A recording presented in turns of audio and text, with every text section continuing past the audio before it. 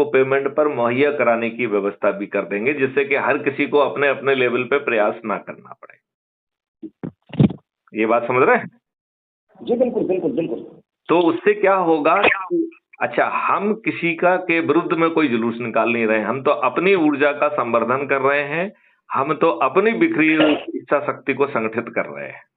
तो हम किसी की भी भर्त्सना नहीं करेंगे और हम कोई मांग भी नहीं करेंगे, हम तो बता रहे हैं कि ये हमको मिलने वाला है।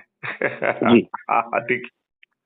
बिल्कुल बिल्कुल बिल्कुल। तो हम इस पूरे उसमें कहीं पर भी किसी का विरुद्ध नारेबाजी नहीं करेंगे, अपने पर्सनल स्कोर को हम कहीं पर भी सेटल करने की कोशिश नहीं करेंगे। हमारी पूरी जो है कलश यात्रा वो पॉजिटिव होना चाहिए और कलश यात्रा के बाद सभी लोग जो है वो सत्यनारायण की कथा सुने, फिर एक आध वीडियो देखें और फिर जो है अच्छे भारत का संकल्प लें, और वो भी चर्चा के बाद। तो चर्चा में यदि किसी के कोई प्रश्न हैं तो उसको रिकॉर्ड किया जाए, उसका जितना जवाब आप पूरी तरह से श्योर हैं उतना ही दें, अन्यथा आप कहें कि इसका जवाब जो है राष्ट्रीय अध्यक्ष मैथिली शरण गुप्त जी देंगे। जी बिल्कुल। तो उससे क्या रहेगा कि वो सब crime free Bharat YouTube channel पर अपलोड हो जाएगा। बाद में तो जो है कोई रिपीट क्वेश्चन करता है तो उसी चीज को जो है ना सुना दीजिए। बात समझ रहे ना? लोगों के प्रश्न तो एक जैसे ही होंगे। तो यदि हम इसको मासिक कार्रवाई कर देंगे तो ऊर्जा बच जाएगी, नंबर 1।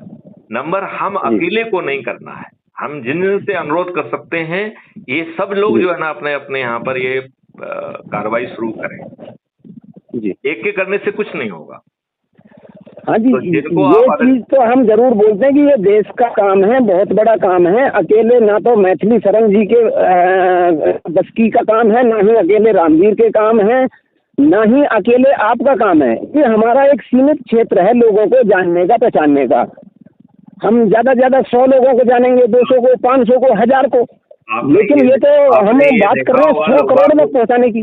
देखिए, आपने एक चीज देखी होगी, बहुत सारे लोग मुझसे कहते हैं कि आपको बाहर निकलना होगा, सबसे बात करना होगा। मैंने कहा मैथिली शरण गुप्त किसी के पास नहीं निकलेंगे, हमें मैथिली शरण गुप्त को इनवाइट करेंगे तो मैथिली शरण गुप्त पहुंचेंगे, लेकिन ये जिम्मेवारी आपकी है कि आप अपने परिवार के सदस्य, अपने रिश्तेदार, अपने मित्र, अपने पड़ोसी, जिन संगठनों से जुड़े हुए हैं, जो भी आपके स्वजन हैं, उनको आप एकत्रित करके उन्हें ये संवाद पहुंचाने की जिम्मेवारी मैथिली शरण गुप्त की कदापि नहीं है। जी सर, ये जिम्मेवारी आपकी है और इस काम को यदि आप अच्छे ढंग से करेंगे तो सत्ता